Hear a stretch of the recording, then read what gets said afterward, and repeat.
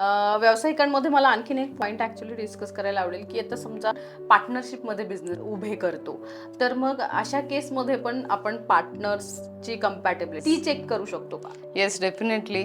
आता माझ्याकडे एक जी रिसेंट केस आली होती त्याच्यामध्ये 3 पार्टनर्स होते, 3 का 4 पार्टनर्स होते आणि they wanted to start with a education institute. आता एज्युकेशन इन्स्टिट्यूट म्हटल्यानंतर तिथे ते ट्रेनिंग क्लासेस घेणार होते, तर ते बऱ्यापैकी जेई किंवा या बाकी CET एंट्रन्स असतात त्याच्याकरता they were trying to build a new business.